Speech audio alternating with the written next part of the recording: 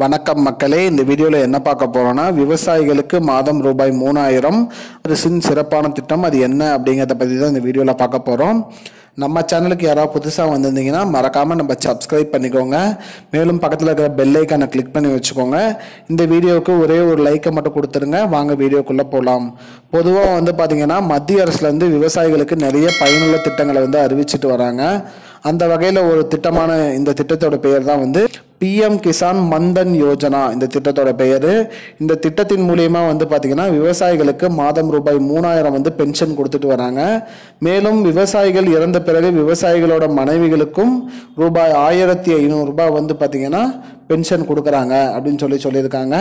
இந்த திட்டத்தில் இணைவதற்கு நமக்கு என்னென்ன ஆவணங்கள் வேணும்னு பார்த்தீங்கன்னா ஆதார் கார்டு வேணும், ரேஷன் கார்டு வேணும், மேலும் வருமான சான்றிதழ் வேணும், அடையாள அட்டை வேணும், அது இல்லாமல் வங்கி கணக்கு புத்தகம் வேணும்.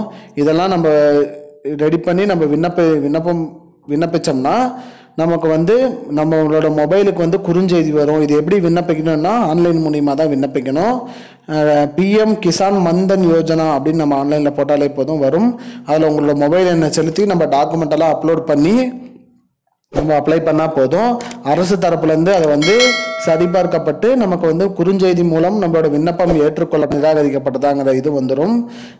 ஏற்றுக்கொள்ளப்பட்டதுங்கிற மெசேஜ் வந்துச்சுன்னா அதன்படி மாதம் ரூபாய் 3000 நம்மளோட வங்கி கணக்குக்கு வந்துடும் அப்படின்னு சொல்லியிருக்காங்க. மேலும் இந்த திட்டத்தின் மூலியமாக இந்த விவசாயிகள் இறந்த பிறகு விவசாயிகளோட மனைவிக்கு 1500 கொடுப்பதாக சொல்லியிருக்காங்க. மக்களே, இதுதான் மக்களே இப்போதைக்கு முக்கியமான பயனுள்ள தகவல். இது போன்ற பயனுள்ள தகவலை தெரிஞ்சுக்கொள்ள நம்முடைய சேனலை மறக்காம சப்ஸ்கிரைப் பண்ணி வச்சுக்கோங்க. இந்த வீடியோ உங்க ஃப்ரெண்ட்ஸ் அனைவருக்கும் ஷேர் பண்ணிடுங்க. நன்றி. I don't understand your jokes, man. Because it's not a joke.